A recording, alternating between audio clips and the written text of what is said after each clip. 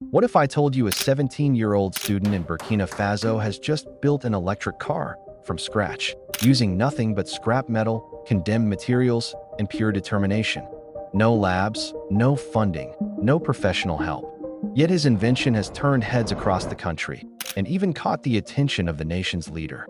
But the real story isn't just about the car.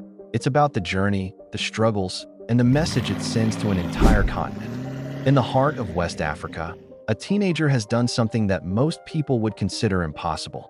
From a small, cluttered workshop, armed with nothing more than discarded parts and an unshakable dream, he has created something that's now making waves across his country and stirring conversations in places he never imagined.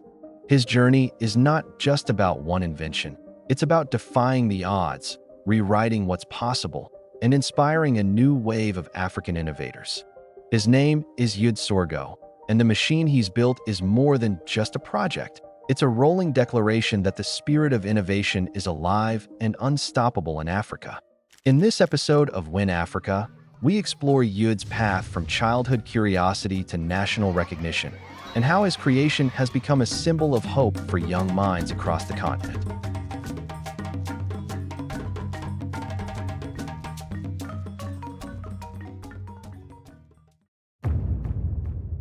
When I was little, I used to make small electric vehicles that they would control with how should I put 8 more ones for little kids, like a toy. Then as time went on, I did my research and I told myself I would try to design an electric car that could carry 2 people, 2 seats. That's why I got up, started doing my research and bought the materials little by little, and I was able to build this electric car. Yud's story didn't begin with a big workshop, a team of engineers, or a stack of money. It began with curiosity. As a young boy in his neighborhood, he became known for building small remote-controlled cars for children. They were made from bits of wire, wood, and discarded plastic, powered by tiny motors scavenged from broken toys or gadgets. To everyone else, these were just playthings. But for Yud, they were prototypes, stepping stones towards something far greater. While most kids played with gadgets, Yud wanted to understand and recreate them. He would often dismantle broken electronics, eager to see how each part worked, carefully studying wires, motors, and circuits. Every screw he loosened and every wire he traced fed his imagination and sharpened his instincts. In his mind, the dream was already clear. One day, he would build a real, working vehicle. Not a miniature, not a remote-controlled model, but a machine that could carry people down the road. The problem? He had no access to expensive tools, professional workshops, or investor funding. What he did have was his father's modest workshop, a place that smelled of engine oil, echoed with the rhythmic clink of metal, and was stacked high with materials others saw as worthless. Old iron rods, splintered wood, scraps of leather, thick ropes, frayed electrical cables, and rusted sheets of metal. This was Yud's treasure chest. To an untrained eye, it was nothing but junk. To him, it was the raw material for a dream. Piece by piece, he began welding, hammering, bending, and fastening these materials together, shaping them into something that slowly took on the form of his vision. It wasn't easy. Some days, the materials broke in his hands. Other times, a circuit refused to work, or a piece didn't fit no matter how he adjusted it. But each setback became a lesson. He taught himself basic welding techniques, learned the fundamentals of wiring circuits, and studied how electric motors worked, often by watching tutorial videos and attending local tech events when he could. Every spark from the welding machine, every twist of a wire, and every late night spent bent over his project reminded him of one truth. Innovation is rarely born in comfort. It's forged in persistence. After months of trial, error, and relentless determination, the dream began to take shape. Not on paper, not in a sketchbook, but right there in the middle of his father's humble workshop. The result? A 2-seat electric car that could reach speeds of 30 kilometers per hour and travel up to 50 kilometers on just 2 rechargeable batteries. For most people, those numbers might seem modest. But when you remember it was built entirely from scrap, by a teenager with no professional training, it becomes extraordinary. Youth is self-taught. He mainly trains himself on the internet and doesn't hesitate to take part in tech promotion events. This is evidenced by this certificate he received last May at the International Little Geniuses of Faso event. His father, who saw him start out, is not at all surprised by this achievement. He started with his little bike to go to school. That's it. He turned it into an electric bike that he already used to go to school. So today when I see this, I'm not surprised either. He started everything right in front of me, so, well, I helped him as much as I could. This wasn't just a rolling frame with wheels. Eude had managed to give his car the essential features of a standard vehicle. Acceleration that responds smoothly to the driver's touch. Brakes that bring it to a safe, controlled stop. A cooling system to prevent the motor from overheating. Headlights bright enough to cut through the darkness. Signal lights for navigating busy roads or alerting others during a stop. And yes, a small sound system so that music could fill the air during each ride. At the rear, a spare tire sat firmly mounted, a practical feature that proved this was no child's toy. But perhaps the most striking detail was at the front, a bold name tag that read Eude. This wasn't just decoration.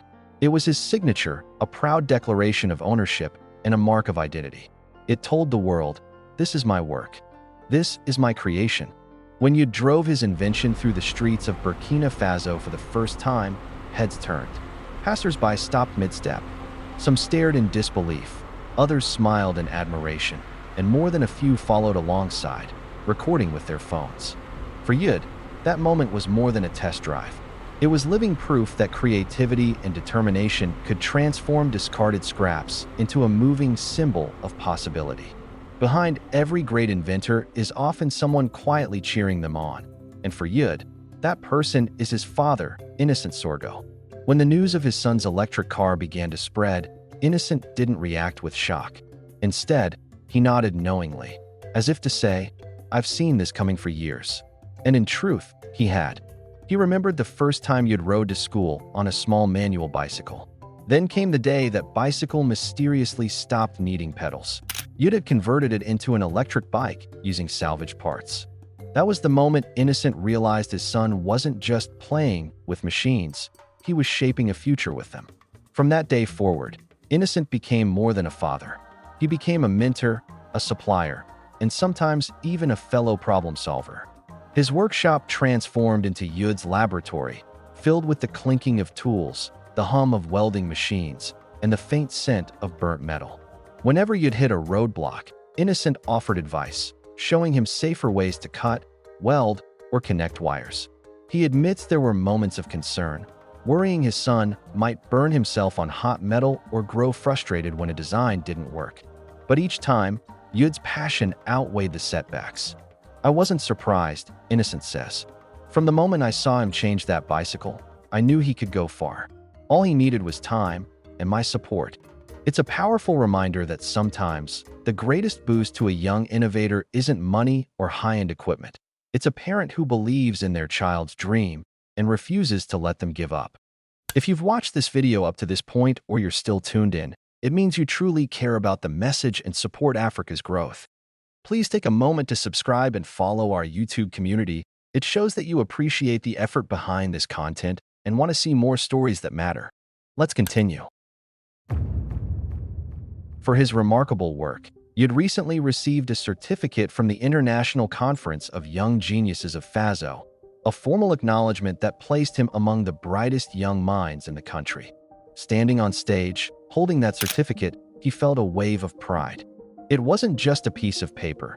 It was a tangible symbol of countless nights spent in dimly lit workshops, the smell of welding smoke in the air, and the frustrating moments when an idea refused to work until it finally did.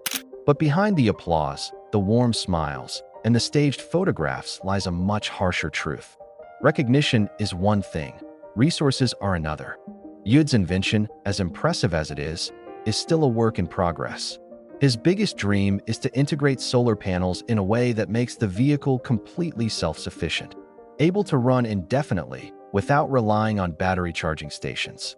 The first hint of that dream is already visible. A solar panel mounted on the car's front, not just as decoration, but as a silent promise of what the future could hold. Yet, for now, it's disconnected, waiting for the right components, expertise, and, most importantly, funding to transform potential into reality. This financial strain doesn't just affect the project. It's also stolen something far more personal, his education.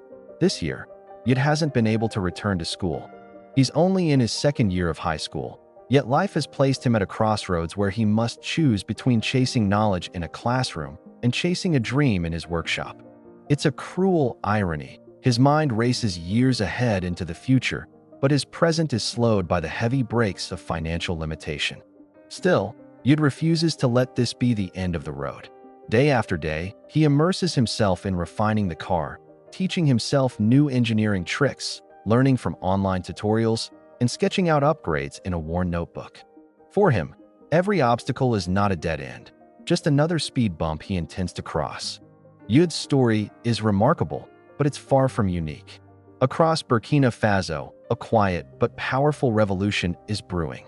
It's not driven by billion-dollar corporations or teams of seasoned engineers in state-of-the-art labs, but by young, determined minds armed with basic tools, recycled parts, and unshakable belief in their ideas.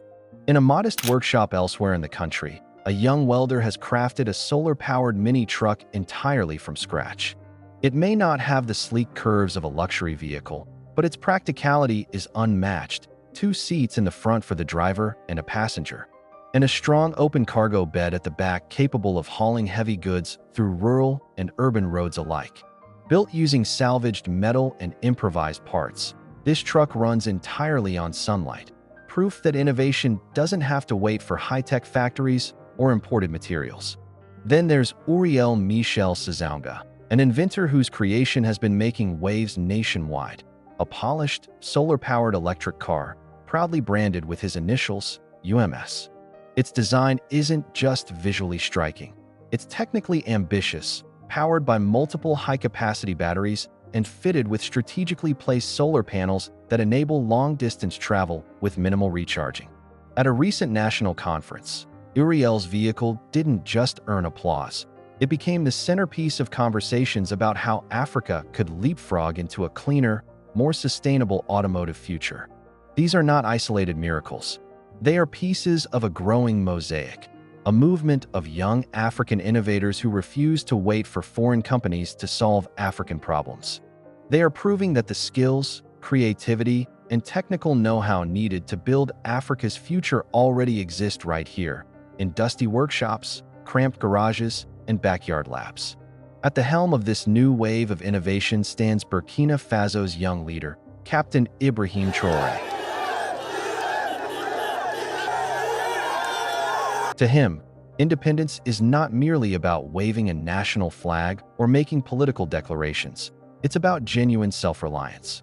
It's about the ability to design, produce, and sustain technology that meets the country's needs without dependency on outside powers.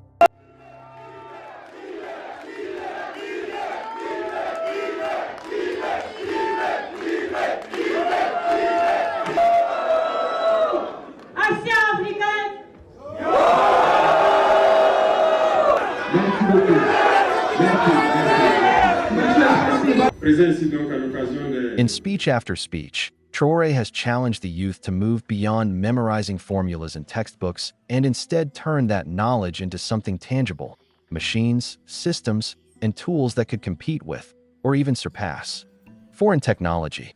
He calls for rolling up sleeves, getting hands dirty, and applying skills in ways that change lives. This vision isn't just political rhetoric. Under his leadership, Burkina Faso has taken a historic leap by initiating the production of locally made electric vehicles. This step is more than symbolic. It positions the country as an emerging player in Africa's clean mobility sector. The government has also distributed over 155 buses to improve public transport, creating thousands of jobs and easing the daily burdens of commuters. Traoré's vision extends beyond the roads. In agriculture, his administration is investing heavily in fertilizers, advanced farming machinery, and irrigation technology, aiming to strengthen food security and reduce dependence on imported produce. Still, his mission faces formidable challenges: from armed insurgencies to economic pressures and geopolitical interference by global powers wary of a self-sufficient Africa. But despite these hurdles, his commitment to nurturing young innovators remains unshaken. By supporting innovation conferences, recognizing young talent, and involving government delegates in their work, he is giving inventors like Eude and Uriel not just encouragement, but a sense of belonging in the country's future plans. For these young pioneers, Traoré's support isn't merely about recognition. It's a bridge, a chance for their creations to transition from backyard prototypes to large-scale production lines, from small-town dreams to national pride. While Eude continues perfecting his creation, his journey raises a bigger question.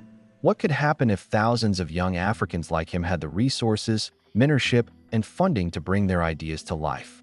In countries like Nigeria, Kenya, Ghana, and Rwanda, tech hubs are slowly emerging, giving young innovators access to tools that were once out of reach.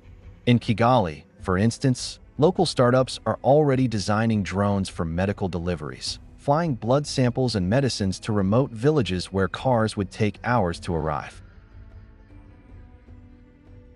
In Lagos, solar-powered kiosks are helping small businesses operate even in rural communities without electricity, turning what used to be dead zones into thriving microeconomies.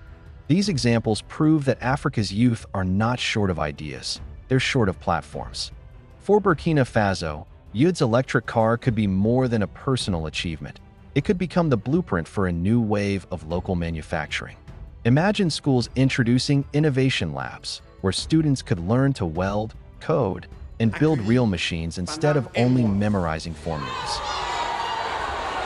Imagine community-based workshops where older artisans train young people in metalwork, wiring, and fabrication, skills that could lead directly to job creation and a self-sustaining industrial culture. But the path ahead won't be easy. Without protection for young inventors, many risk having their designs stolen, patented abroad, or exploited by foreign companies who see Africa as a testing ground for cheap labor. That's why innovation must go hand in hand with policy, ensuring that African ideas remain African-owned.